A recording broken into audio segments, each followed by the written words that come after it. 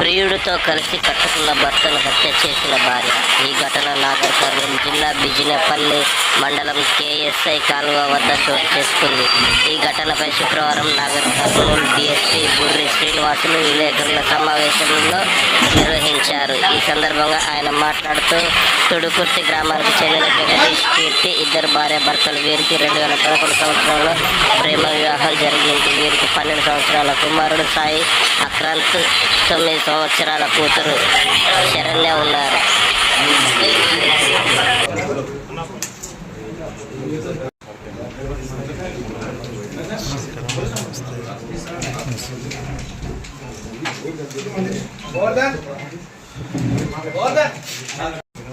ఈ నెల 25వ తారీఖు రోజు మన కేఎల్ఐ కెనాల్లో జగదీష్ అనేటటువంటి వ్యక్తి పడి చనిపోయిందని చెప్పేసి వాళ్ళ కుటుంబ సభ్యులు దరఖాస్తు పెట్టడం.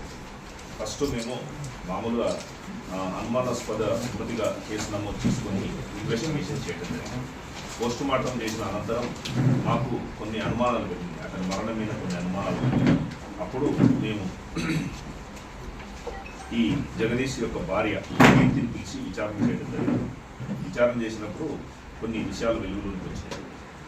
కీర్తి తర్వాత యాక్చువల్గా ఏంటంటే కీర్తి, జగదీష్ ఇద్దరు కూడా 2011 సంవత్సరంలో ప్రేమ వివాహం చేసుకోవడం జరిగింది.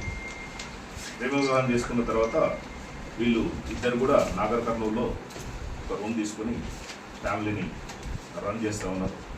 అయితే ఈ జగదీష్ అనే అతను మన జిల్లా పరిషత్లో అటెండర్గా పనిచేస్తాడు. వాళ్ళ ఫాదర్ చనిపోయిన తర్వాత ఈ క్రమంలోనే కీర్తికి తర్వాత జగదీష్కి మధ్య కొంత మనస్పర్ధలు వచ్చి అప్పుడప్పుడు గొడవలు జరుగుతుంది. ఆ గొడవల కారణాన్ని గొడవలన్నింటినీ కూడా పెద్ద మనుషుల సమక్షంలో పరిష్కారం చేసుకుని అట్లనే సంసారం చేస్తాము. చేసే క్రమంలో ఈమెకు నాగరాజు అనే వ్యక్తితోని నాగరాజు గుడ్లనరోజు చెందినటువంటి నాగరాజు అనే అతనితోని పరిచయం ఏర్పడింది. ఆ పరిచయం కాస్త అక్రమ సంబంధంగా ఏర్పడి వీళ్ళిద్దరి మధ్య ఇల్లీగల్ రిలేషన్షిప్ ఏర్పడింది.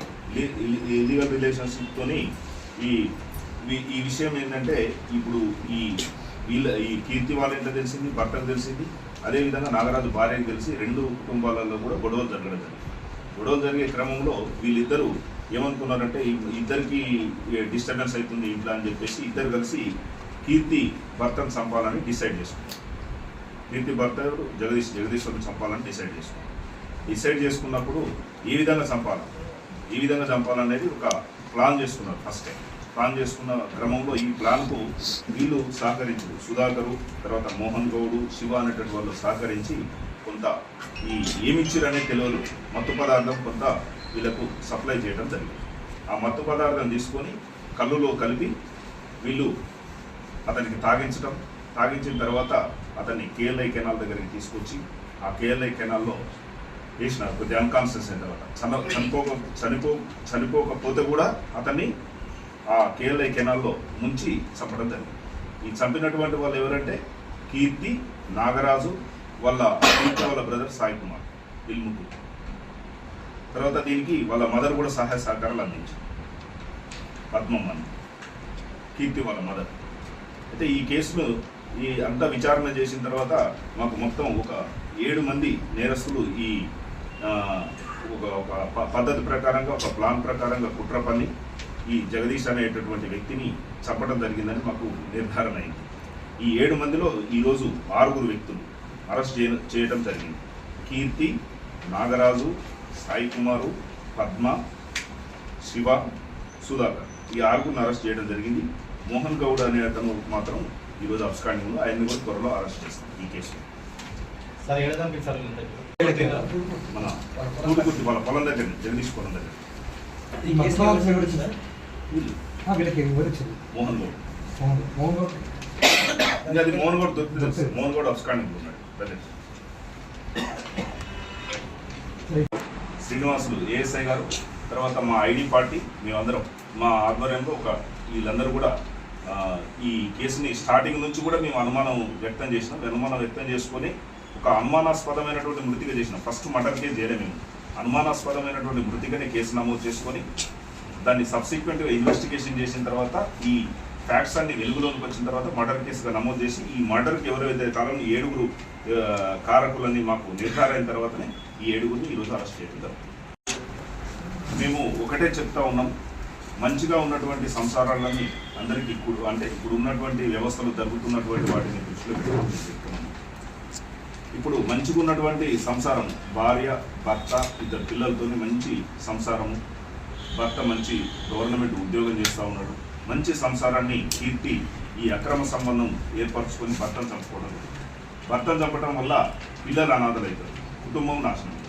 అదేవిధంగా నాగరాజు అనేటటువంటి వ్యక్తి కూడా ఈ అక్రమ సంబంధం వల్ల జైలుకు పోతున్నాడు, ఆయన కుటుంబం మీద కూడా రోడ్డు మీద పడతాడు. కాబట్టి మేము అందరికీ కూడా చెప్పదలుచుకున్నది ఏంటంటే, ఈ అక్రమ సంబంధాల వల్ల ఎవరైతే ఏర్పరచుకున్నారో 2 కుటుంబాలు కూడా ఇబ్బందులకు గురయ్యాయి. ఈ విధంగా చేసుకున్నట్టు అక్రమ సంబంధాలు ఏర్పడిన తర్వాత ఈ విధంగా మర్డర్ చేసినట్టయితే ఇప్పుడు చచ్చిపోయినటువంటి వాళ్ళ కుటుంబం రోడ్డు మీద పడుతుంది, అదేవిధంగా చంపినటువంటి వ్యక్తి కుటుంబం కూడా రోడ్డు మీద పడుతుంది. కాబట్టి దీన్ని దృష్టిలో పెట్టుకొని అందరూ కూడా ఒకసారి ఆలోచన చేసుకోవాలి.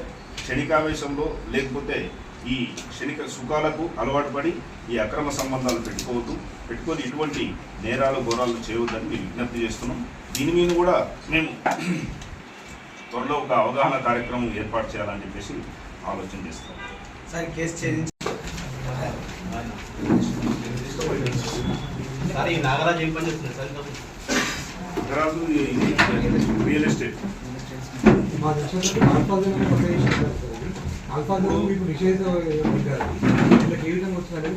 అది ఇప్పుడు మోహన్ గౌడ్ వస్తే మన మర్డర్ కేసుకు సంబంధించినటువంటి మొత్తం మనకు రివీల్ అయింది. అంతవరకు మేము ఉన్నటువంటి వాళ్ళని మేము డిమాండ్ చేయడం జరిగింది. మోహన్ గౌడ్ వచ్చిన తర్వాత ఆ మత్తు పదార్థం ఎక్కడి నుంచి వచ్చింది, దాని ఎక్కడి నుంచి ఎవరు సప్లై అనేటటువంటి విషయాలన్నీ కూడా తెలుగులోకి తీసుకొచ్చి వాళ్ళ మీద కూడా యాక్షన్